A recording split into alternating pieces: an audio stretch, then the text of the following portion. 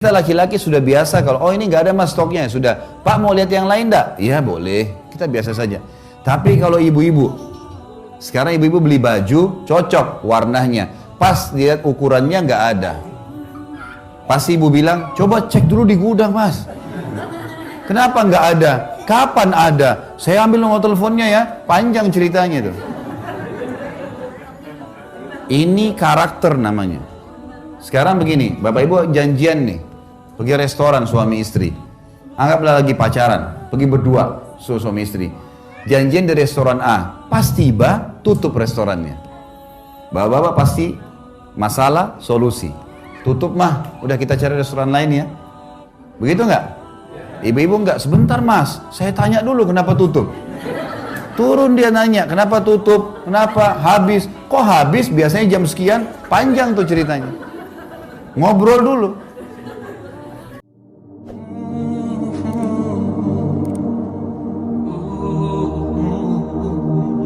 Terdengar oleh Nabi SAW. Ini kasusnya, si istri nggak mau digaulin. Padahal kalau istri nggak mau digaulin, berdosa nih. Gimana caranya? Turun firman Allah. A'udzubillahi minasyaitonirrajim. Nisa'ukum harthun lakum. Fatu harthakum anna syi'tum. Wa qaddimu li anfusikum. Istri kalian adalah ladang buat kalian. Datangi ladang kalian semau kalian dan dahulukan diri kalian. Artinya boleh digaulin dengan cara apapun selama bukan letakkan kemaluan di dubur. Yang dilarang itu saja. Karena Nabi SAW melarang. Allah melaknat laki-laki yang meletakkan kemaluan di dubur. Satu hal juga penting di sini Bapak Ibu sekalian. Jangan pernah belajar biologis dari film porno. Ini penting sekali. Karena ulama bilang, rasionalnya ya, sebagaimana manusia itu secara alami tahu makan masuk ke mulutnya, hidungnya dipakai bernafas, kupingnya dipakai mendengar, kemaluannya juga tahu di mana diletakkan. Sebagaimana dia tahu bagaimana mengeluarkan air seni atau kencingnya. Dia tahu itu sebenarnya. Masalahnya kalau orang nonton film-film porno seperti ini, pertama mendukung perzinahan. Orang lagi zina. Melihat auratnya orang lain. Ya. Dan pola yang dipakai adalah pola non-muslim. Menggauli di dubur, jorok, kotor, dan segala macam hal. Ini dilakukan. Dalam Islam semua bertolak belakang nih, nggak boleh. Kata Nabi SAW, dengarkan hadisnya. Manusia yang paling buruk kedudukannya di sisi Allah hari kiamat adalah suami atau istri. Yang sudah saling terbuka, saling merangsang satu sama yang lain, sudah hubungan biologis, lalu keduanya atau salah satunya menceritakan ke teman-temannya. Jadi nggak boleh bapak-bapak misalnya istrinya Masya Allah puasin dia luar biasa, lalu besok ketemu teman-teman, oh istri saya itu begini, begitu, diceritain. Atau ibu-ibu, suaminya Masya Allah puasin, tidak perlu diceritain ke teman-temannya, suami saya itu begini, begitu, begini. Kenapa? Karena efek sosial dan kejiwaannya berbahaya. Kalau kita lagi cerita sama teman-teman kita ternyata pasangan mereka tidak begitu, yang terjadi dia akan ganggu pasangan kita. Makanya banyak rumah tangga rusak, yang ganggu temannya suaminya, yang ganggu temannya istrinya. Karena dia yang cerita, pasangan mereka tidak seperti itu. Malah kita lihat dalam Islam disuruh tutupin. Kalau film ini malah ditontonkan. Ada sampai satu ibu ngeluh sama saya di Jakarta, dia bilang, Ustadz, sampai pada tingkat penyakit ini, nonton film porno ini, sama suami saya, dari awal saya nikah sampai sekarang, kalau dia mau gauli saya, dia harus datangkan laptopnya di ranjang, nonton. Baru syahwatnya bangkit. Kalau enggak, dia bilang dia enggak ada syahwat lagi sama istrinya. Ini kan penyakit kejiwaan. Bagaimana bapak ibu tidak cemburu lihat pasangannya di sebelah, yang suaminya lihat perempuan lain, telanjang, yang si istri juga lihat laki-laki lain. Dan pasti di film lebih hebat daripada kita. Loh iya, didatangkan orang-orang yang luar biasa kan. Tidak mungkin orang-orang jelek. Dicari orang yang bisa laku karena mereka mau jual duit. Dalam medis, dalam ilmu medis, tidak sehat biologis kalau bayangkan orang lain. Ya. Pasangan setengah mati rangsang kita, kemudian kita bayangin orang lain, ini rusak semuanya. Tapi kalau kita tidak pernah tonton itu Bapak Ibu sekalian, kalau pernah dilakukan istighfar kepada Allah, ada di rumah rusakin semua. Mulai sekarang bangun biologis yang sehat. Pada saat biologis buka mata, lihat pasangan, nikmatin pasangan itu, kemudian insya Allah sampai kita kelima. Mungkin butuh proses beberapa waktu, setelah nanti semua kenangan film-film itu hilang, dalam waktu yang berjalan nanti kita akan rasakan luar biasa kenikmatan karena kita menikmati pasangan kita. Ini yang real di sini. Itu bahaya, itu cuma hayalan. Ini realnya yang harus. Tidak akan enak orang makan nasi sama tempe kalau yang dibayangin ayam. Mana itu? Lo benar. Kalau yang ada nasi sama tempe lah yang dimakan. Jangan hayalin yang lain. Itu hayalan. Mengganggu ini. Padahal ini sebenarnya di depan mata kita. Ini poin. Baik. Penuhi kebutuhan biologis ini penting. Ibu-ibu harus garis bawahi. Suami memang kebutuhannya mendesak. Sering minta itu pun adalah hal yang wajar. Hak dia. Ibu tinggal layanin dan menikmatin. Itu saja. Ini pahala dan ibadah. Gitu kan? Ini dua hal yang kalau kita simpulkan sebenarnya adalah hal yang sangat mendasar haknya suami. Kalau poin pertama tadi taat, masuk dalamnya tentu tidak boleh juga keluar rumah tanpa izin. Ya. Sampai kata Nabi SAW, wanita ahli surga adalah wanita yang kalau kau lihat ke arahnya, dia selalu menyenangkanmu. Dengan dandanannya, dengan pakaiannya, dengan godaannya, semua gitu kan. Dan kalau kau perintahkan dia selalu patuh menjalankan. Ini kunci. Kemudian kata Nabi SAW juga wanita di surga adalah wanita yang kalau dia berbuat salah atau suaminya berbuat salah, dia datang kepada suaminya memegang tangannya di malam hari, dia mengatakan saya tidak bisa tidur kecuali kau sudah ridho dengan saya. Mungkin ibu-ibu bilang, kok kalau saya yang salah wajar, kalau dia salah bagaimana caranya?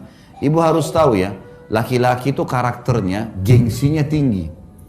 Jadi ternyata syariat Allah yang Allah turunkan lebih tahu siapa laki-laki, lebih tahu siapa perempuan. Bapak-bapak di sini misal, kalau kita lagi buat salah, lalu istri kita yang datang mengatakan kalau kau tidak ridho dengan saya, maka saya tidak bisa tidur. Saya pastikan bapak-bapak yang salah mengatakan saya yang salah, maafin saya. Tapi kalau tidak, maka dia akan muncul gengsi dan egonya. Jadi syariat datang memandu untuk bisa mengambil hati pasangan. Memang sudah paling tepat itu. Ini poin tentang masalah hak dan kewajiban. Kemudian kita masuk Bapak Ibu sekalian. Poin yang keempat, kenali karakter pasanganmu. Ini yang saya bilang tadi kita titik beratkan. Laki-laki selalu pakai akal. Akal itu begini, masalah, solusi. Masalah, solusi. Perempuan pakai perasaan. Perasaan itu direnungin dulu, baru solusi. Saya kasih contoh gini.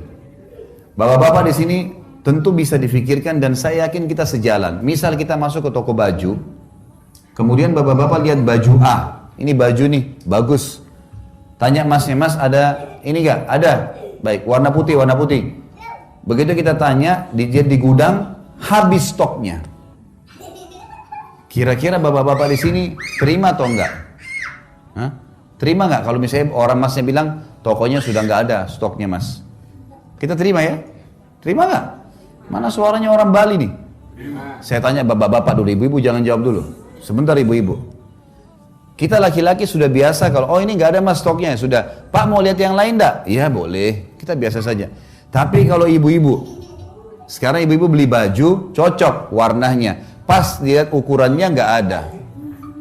Pasti ibu bilang, coba cek dulu di gudang mas. Kenapa nggak ada? Kapan ada? Saya ambil nomor teleponnya ya, panjang ceritanya itu. Ini karakter namanya. Sekarang begini, bapak ibu janjian nih, pergi restoran suami istri. Anggaplah lagi pacaran, pergi berdua suami istri. Janjian di restoran A, pas tiba tutup restorannya. Bapak-bapak pasti masalah, solusi. Tutup mah, udah kita cari restoran lain ya. Begitu nggak? Ibu-ibu nggak, sebentar mas, saya tanya dulu kenapa tutup. Turun dia nanya, kenapa tutup? Kenapa? Habis. Kok habis? Biasanya jam sekian, panjang tuh ceritanya. Ngobrol dulu. Ini namanya perasaan. Yang ini akal, ini perasaan. Memang begitu. Memang begitu.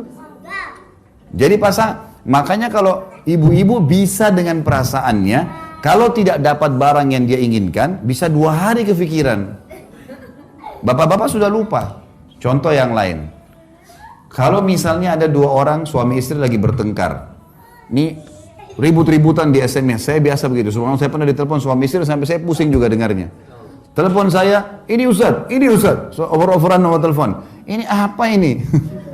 Saya tutup teleponnya langsung gitu. Ribut bertengkar. Ternyata sering SMS-SMS-an ini bertengkar. Baiklah. Bapak ibu sekarang kalau ada orang yang bertengkar suami istri, kemudian saling marah-marahin di SMS. Bapak-bapak di sini saya sangat yakin, kalau sudah baca emosi memang, tapi dihapus gak SMS-nya? Jawab jujur. Bapak-bapak sekarang kalau lagi masalah sama istrinya, kemudian ada SMS yang tidak enak, kita sudah baca, dihapus gak SMS-nya? Ibu-ibu saya tanya, kalau bertengkar, hapus gak SMS rumahnya? Itu masalahnya.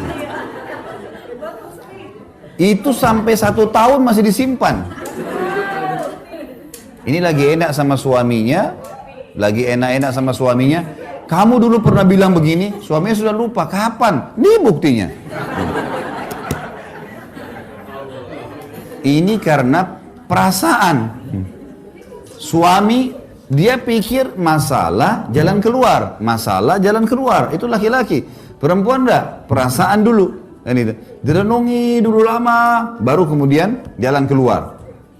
Makanya di sini, Allah menjadikan laki-laki sebagai pemimpin. Dia pemimpin itu butuh cepat. Masalah solusi. Apa masalah solusi? Jalan keluarnya apa? Dan Nabi SAW mengatakan sungguh tidak beruntung satu kaum yang dipimpin oleh kaum wanita. Karena lama direnungin sama dia dulu. Bisa sampai berhari-hari sedih baru kemudian jalan keluar gitu kan. Jadi memang sudah seperti itu. Nah, mengenali karakter pasangan penting. Bapak-bapak sekalian, ibu-ibu itu kena pakai perasaan. Dia suka kalau ditelepon. Nah, jadi bapak-bapak jangan juga tidak pernah telepon istrinya. Ibu-ibu harus tahu, bapak-bapak tidak suka ditelepon. Jadi kalau ibu-ibu sering telepon, dia marah. Karena bagi dia, ini lagi kerja, urusan kerjaan. Kalau ibu nggak ada urusan, lagi masak dimatiin kompornya kalau orang telepon, bicara. Kalau bapak-bapak tidak begitu. Nah, imbangin ini sekarang, imbangin ya.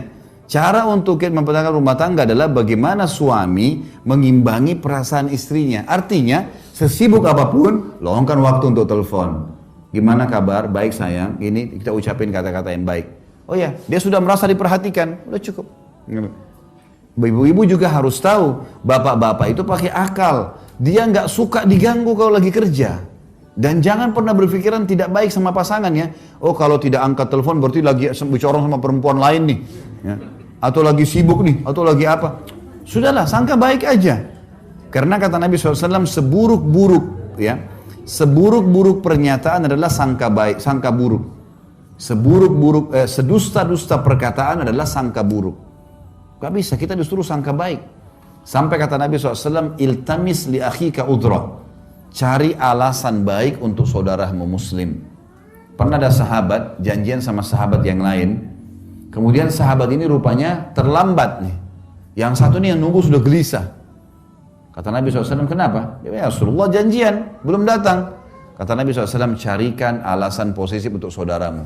Mungkin macet, mungkin telat, mungkin sakit, mungkin banyak, cari alasan. Harusnya begitu.